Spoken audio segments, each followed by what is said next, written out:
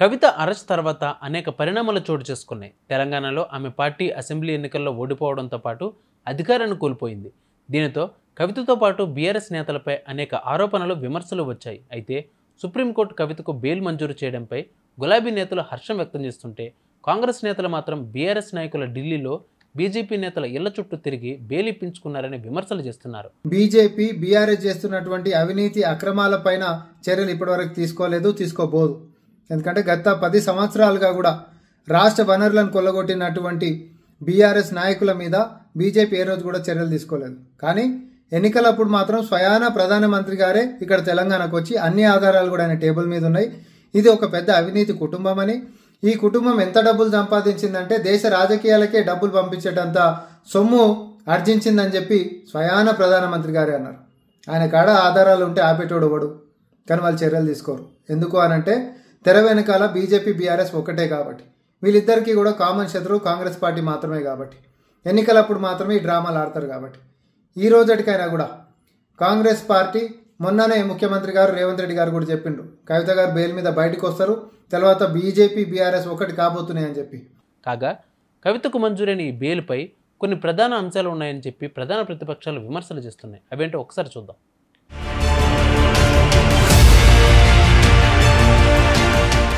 Delhi liquor scam కేసులో BRS MLC కవితకు big relief దక్కింది. ఈడీ, సిబిఐ కేసుల్లో సుప్రీంకోర్టు నేడు బెయిల్ మంజూరు చేసింది. కవితను అరెస్ట్ చేసి నేటికి 164 రోజులు కాగా జ్యుడిషియల్ కస్టడీలో భాగంగా ఆమె 153 రోజులుగా తిహార్ జైల్లోనే ఉన్నారు.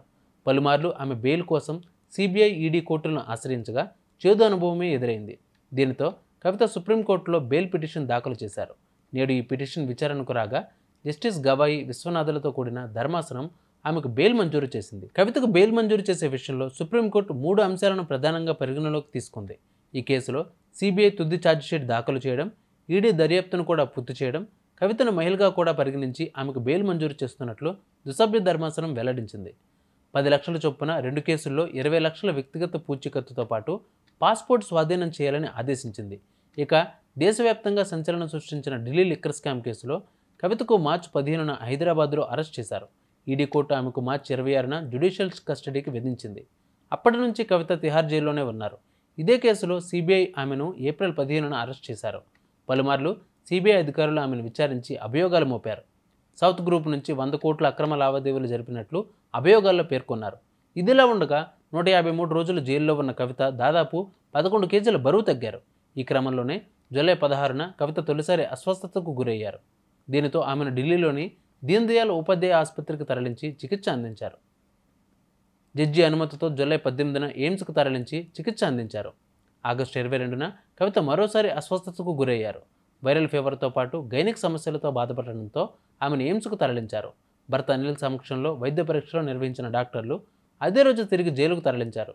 తాజాగా సుప్రీంకోర్టు బెయిల్ ఇవ్వడంతో ఆమె 5 నెలల తర్వాత జైలు నుంచి బయటకు రానున్నారు.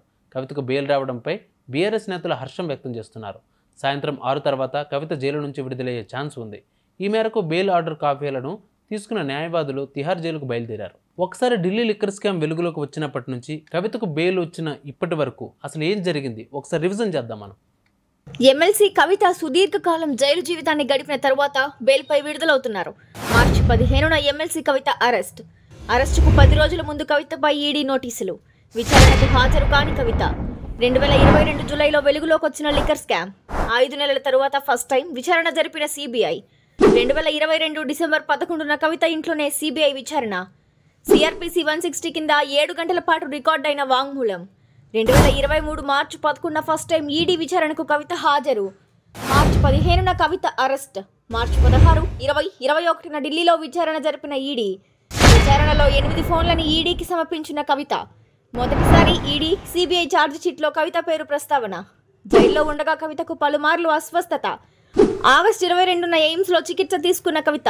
జూలై 16న తొలిసారి అస్వస్థత. దీన్ దయాళ్ ఉపాధ్యాయ ఆసుపత్రిలో చికిత్స. ఆగస్టు 7న విచారణ చేపట్టిన సుప్రీంకోర్టు. ఆగస్టు 12న రెండోసారి విచారణ చేపట్టిన ఈడీ. ఆగస్టు 20కి వాయిదా వేసిన కోర్టు. చివరికి ఆగస్టు 27న బెయిల్ మంజూరు.